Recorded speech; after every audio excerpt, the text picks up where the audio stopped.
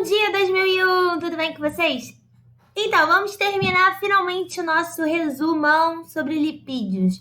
Hoje esse vídeo é a última etapa. Se eu soubesse fazer edição de vídeo, estaria escrito aqui. Última parte de lipídios. E o que ficou faltando a gente botar aí no quadro? Ficou faltando a gente falar sobre os fosfolipídios. A gente já conversou no Hangout, mas ficou faltando eu escrever no quadro. Quem estiver anotando aí no caderno, já abre o caderno e começa a anotar. Eu sugiro fortemente. Se eu fosse aluna, eu faria isso, porque eu acho que eu me organizo muito melhor.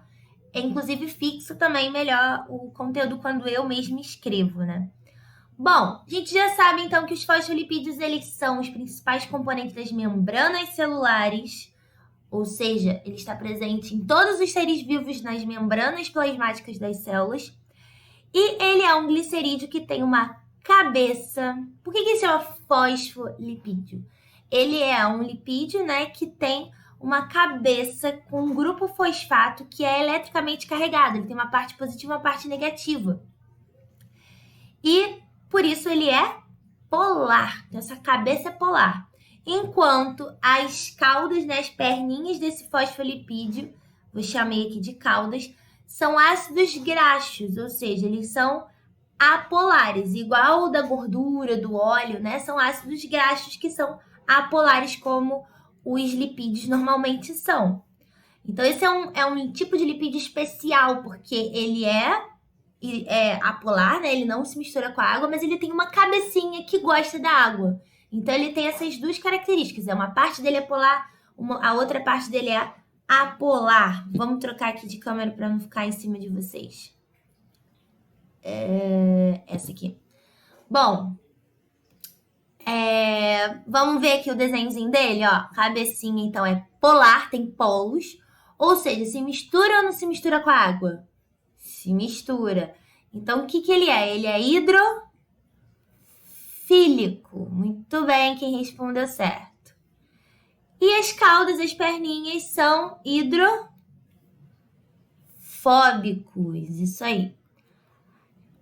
Ué, então o que acontece se eu tacar essa molécula na água? Como é que ela vai se organizar? Como é que ela vai se comportar? Uma parte gosta da água, uma parte não gosta da água. Como é que vai ser? Bom, se você tacar essas moléculas na água, elas vão formar fisicamente, naturalmente, por causa desse comportamento das moléculas, podem formar dois tipos de micelas, tá? Então, imagina que aqui embaixo é água. Estamos no meio aquoso. Então, o nome dessas bolhas que ele forma é micelas. E aí, eles vão se comportar assim, ó. Pode ser uma micela de uma camada só, uma micela pequenininha. Por quê? As cabecinhas gostam da água, né? Então, elas estão aqui em contato com a água. Enquanto as perninhas não gostam, elas ficam no meio, grudadas umas nas outras, que as perninhas se gostam e elas não entram em contato com a água. Então, tem que ser pequenininho, né? E aí, que eu ia falar... esses desenhos que eu fiz, gente, eu tô fazendo um desenho 2D, mas imagina que a gente tá falando de um mundo 3D. Então, isso daí é como se eu tivesse cortado uma bolha no meio, tá? Eu tô vendo o interior dela, mas ela é tridimensional, tá? E a outra configuração que esses fosfolipídios podem assumir é uma bicamada de fosfolipídio. Por quê? Pode ter água aqui no interior dessa bolha. Então, tendo água no interior, as cabecinhas ficam voltadas para a água do interior e as cabecinhas ficam voltadas para a água do exterior. E as perninhas de cada um deles ficam voltadas entre si, se escondendo da água. Beleza? Então, pode formar uma monocamada ou uma bicamada, mas sempre nessa configuração. Cabecinhas voltadas para a água, perninhas voltadas entre si, se escondendo da água. Ok? Bom, e aí, como é que são as membranas dos seres vivos? As membranas dos seres vivos são formadas por uma bicamada de fosfolipídios. Então, é aquela configuração que tem duas camadas. Por quê? A célula tem água dentro e tem água fora, certo? Então, tem um desenho aqui mostrando, ó, tentando mostrar tridimensionalmente. Aqui está a célula. Cortou um pedacinho dela para a gente ver a membrana celular. Olha só essa bicamada bonitinha, gente. Aqui estão as cabecinhas voltadas para a água do meio externo e aqui estão as cabecinhas voltadas para a água do meio interno. Além disso, tem aí embebido, né, embutido, várias proteínas no meio dessa membrana e alguns glicídios também. Quando a gente for analisar melhor a membrana plasmática, a gente comenta cada um desses elementos, tá bom? Mas agora a gente está focando no fosfolipídio, que é o constituinte principal deles. Os fosfolipídios, eles estão em constante movimento nessa membrana. Então, imagina assim, que tem uma concentração gigante de pessoas, tipo, sei lá, barcas esperando para ser aberta, sabe? Então, tipo, quem já pegou barcas e aí, tipo, travou já a roleta e aí tá lotado de gente lá dentro com os portões fechados e aí tá, tipo, não tem espaço mais para ninguém. Imagina que os fosfolipídios são assim, eles ficam grudadinhos uns nos outros. Mas a gente pode trocar de lugar. Então, tipo assim, eu vou no banheiro, aí eu vou empurrar um, aí o outro ocupa meu espaço. Aí eu vou empurrando um. Então, tipo assim, não fica espaço vazio, mas eles se mexem entre si. Então, a membrana, ela tá o tempo todo se mexendo, os fosfolipídios dentro delas. Ela é fluida. E isso faz com que tenha várias propriedades interessantes que a gente vai ver depois quando for analisar a membrana plasmática, ok? E aí as proteínas no meio delas também se mexem. Ela é fácil de se regenerar, porque, tipo, perder um pedaço, ela vai lá e se junta logo. Pode acrescentar mais fosfolipídios, ela ficar maior, pode tirar fosfolipídios, ela se juntar e ficar menor. Então, assim, ela é muito fluida. A gente diz aqui, ó, que ela tem um dinamismo, uma fluidez muito grande, essa membrana. Beleza, gente? Então é isso, o próximo assunto vai ser carboidratos ou glicídios, tá? E aí a gente começa melhor no Hangout.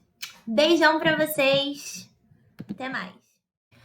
Oi, gente, tô fazendo esse segundo vídeo porque eu percebi que a minha cara ficou no meio do quadro, então quem quiser copiar não ia conseguir fazer isso. Então eu vou botar minha cara lá embaixo para vocês conseguirem ver o quadro que ficou faltando. Beleza? Bom, aproveitando que eu tô fazendo esse vídeo, vamos resolver a primeira questão do questionário que eu passei para vocês essa semana juntos? Assim, eu vou descobrir quem é que tá vendo o vídeo, porque eu vou dar a resposta da questão. Então, quem errar, não pode errar. Eu tô dando a resposta, né? Então, essa é a primeira questão. Deixa eu botar minha cara de volta aqui do ladinho. Essa primeira questão aqui, ela é do Enem, tá?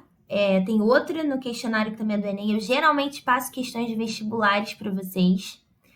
E essa questão é a seguinte, vamos ler junto. Quando colocamos em água os fosfolipídios em água, tendem a formar lipossomos, estruturas formadas por uma bicamada lipídica, conforme mostrado na figura. Quando rompida essa estrutura, ela tende a se reorganizar de novo em um lipossomo. Esse arranjo característico se deve ao fato dos fosfolipídios apresentarem uma natureza... Então, assim, ele tá falando o que a gente falou, né? Se você joga o fosfolipídio, ele naturalmente forma essa bolha que aqui ele tá dando o nome de lipossomo. Somo é corpo, lipo de lipídio, então é um corpinho, né? Uma bolha. Mesmo que você abra ela, rompa ela volta a fazer essa nova conformação. Então, por que ele faz isso? Qual é a característica, a natureza do fosfolipídio que faz com que ele sempre se rearranje dessa forma? Vamos ler as opções? Então, vamos começar com essa aqui. É porque os fosfolipídios são polares, ou seja, serem inteiramente solúveis em água. Gente, para. O fosfolipídio, ele é polar? Mas ele é polar e apolar. Ele é os dois ao mesmo tempo. Então, se ele fosse só polar, ele ia se dissolver na água, ele não ia fazer essa conformação. Ele faz essa conformação porque ele é os dois ao mesmo tempo. Então, não pode ser essa. Vamos ler essa daqui de baixo, a última. Apolar, ou seja, não serem solúveis em solução aquosa. Mesma coisa, não é que tá errado, é que tá incompleto. Essas duas aqui, se estivessem juntas, beleza, mas ele é polar e apolar ao mesmo tempo. Então, não é isso que explica a conformação dele. Agora, insaturado não tem nada a ver, anfotérica não tem nada a ver. A resposta certa é essa aqui, ó. Resposta certa.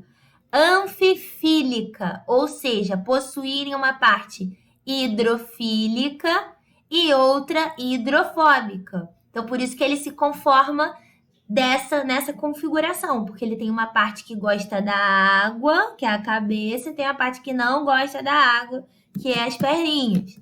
Ah, mas é anfifílica? Nunca ouvi esse nome. Gente, não precisa, não se assustem. Sempre vai ter questão de Enem, de vestibular, que vai ter as palavras que você nunca ouviu falar. Mas tudo bem, assim, sempre vai acontecer isso. Então vocês têm que se acostumando a ter palavra que vocês não conhecem. Anfifílico nada mais é do que anfi, quer dizer duplo. Então, por exemplo, anfíbio, os animais que são chamados de anfíbios, eles têm a vida dupla. Porque que eles. Bio é vida, né? Anfíbio. Por que é vida dupla? É porque ele vive quando criança, né? Quando girino, na água, quando adulto na terra. Então, ele é aquático e terrestre ao mesmo tempo. Anfi quer dizer duplo. Então, anfifílico. Anfifílica, né? Quer dizer o quê? Que ele é hidrofílico e hidrofóbico ao mesmo tempo. Ou seja, ele gosta da água e gosta do lipídio, né? Eu posso dizer que ele é hidrofílico e lipofílico também ao mesmo tempo. Legal essa questão, né? Ela é fácil, mas muita gente se confunde por causa dessas palavrinhas novas que as pessoas se assustam. Beijo, gente. Só isso.